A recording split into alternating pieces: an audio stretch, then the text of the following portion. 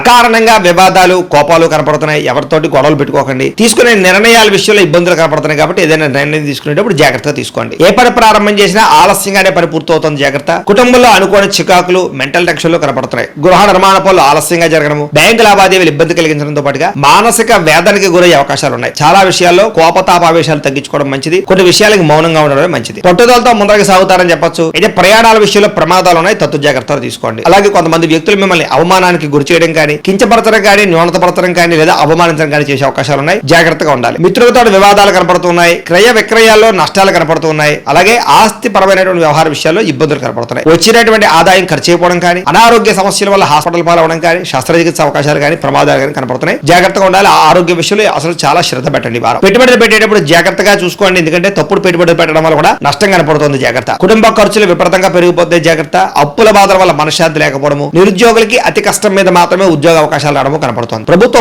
ఉద్యోగస్తులకి పని ఒత్తిడి అధికంగా కనపడుతుంది. ప్రైవేట్ ఉద్యోగస్తులు కూడా ఉద్యోగపరంగా సమస్యలు, ఆర్థిక ఎదుగుదల లేకపోవడం కనపడుతుంది.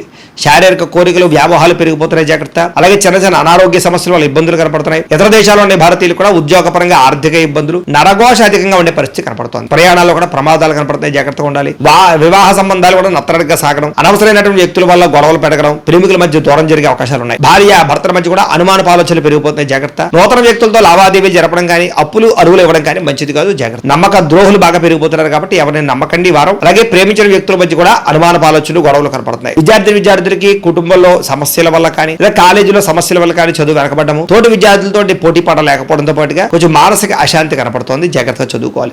ఉద్యోగస్తులకి ప్రతిభకు తగ్గ గుర్తింపు లేకపోవడము, లేదా సరైనటువంటి ఇంక్రిమెంట్లు, ప్రమోషన్లు లేకపోవడంతో పాటుగా ఉద్యోగ కార్యాలయాల్లో పని ఒత్తిడి అధికంగా కనపడుతోంది. స్త్రీలకి అనవసరమైనటువంటి వ్యక్తులతో సంభాషించడం వల్ల సమస్యలు, వృధా ఖర్చులు, వృధా ప్రయాణాలు, శారీరక పరమైనటువంటి కోరికల వల్ల ఇబ్బందులు, భర్తతో విభేదాలు కనపడుతున్నాయి. వ్యాపారస్తులకు వృత్తిపరంగా, వ్యాపార పరంగా అద్భుతమైనటువంటి అవకాశాలు వచ్చినా కూడా వినియోగించుకోలేకపోవడము, పెట్టుబడులు తగ్గ లాభాలు లేకపోవడము, రుణ బాధలు పెరగడము, అరువులు అప్పులు పెరగడం జరిగే అవకాశాలు ఉన్నాయి. దీనివల్ల వ్యాపారంలో లాభాలు తగ్గే అవకాశం కనపడుతుంది. కాబట్టి కాలాన్ని సద్వినియోగపరచుకోవాల్సిందిగా తెలియజేస్తూ